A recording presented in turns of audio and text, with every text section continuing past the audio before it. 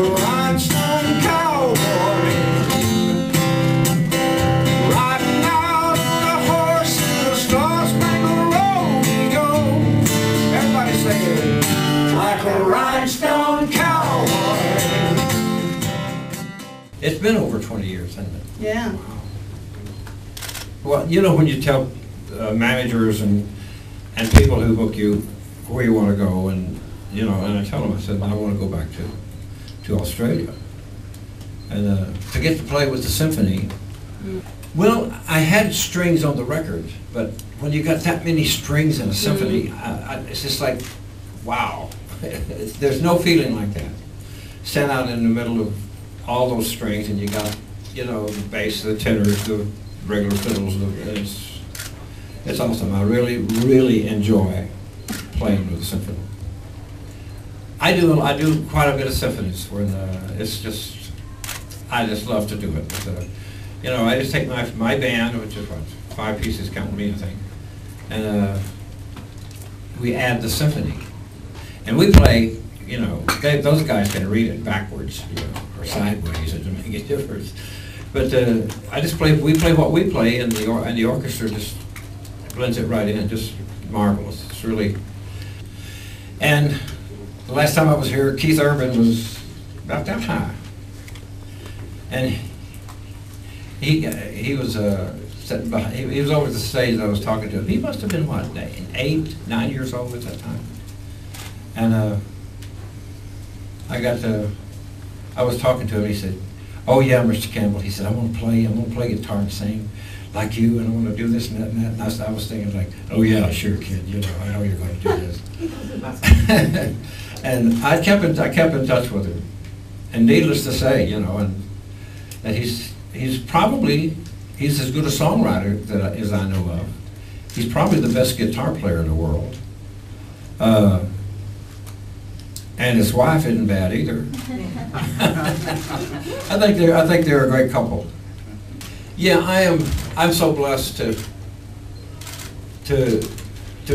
had that gift. I never worked at playing the guitar, and I tried picking cotton. That didn't work at all. Gathering corn, and of course we grew up with 8 boys, 4 girls, 12 kids. Out in the country, no electricity, so I got out as soon as I possibly could. Because I wanted to play my guitar and sing. That was all. That was it. And I got to play with all of them. It's amazing. Like when we walk in a session, sometimes we wouldn't even know who the artist was. I had an in because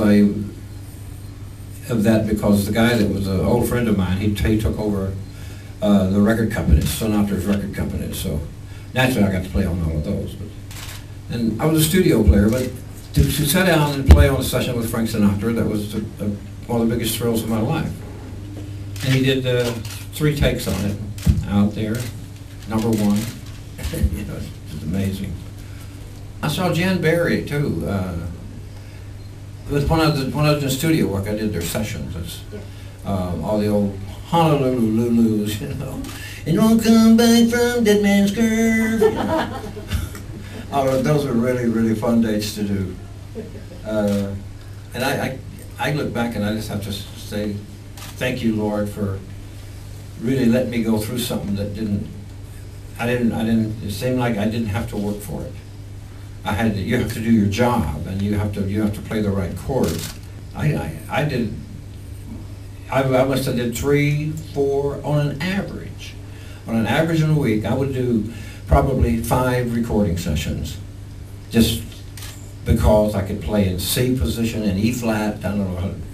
Jan Berry and Brian Wilson both would come back and say, okay, I would try C position, all the different positions with an open chord with the use of that capo. And then find one he wanted. He said, yeah, use that one.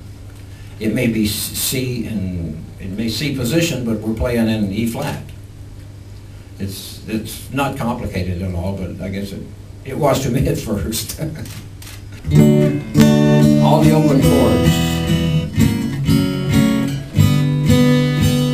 You can put put this on and, yeah.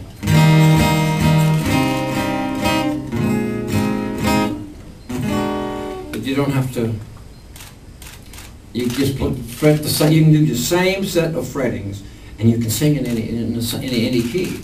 That's what makes, I think, guitar so good, because you can't do that with a piano or banjos do it all the time.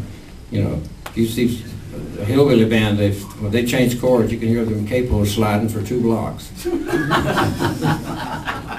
It's like,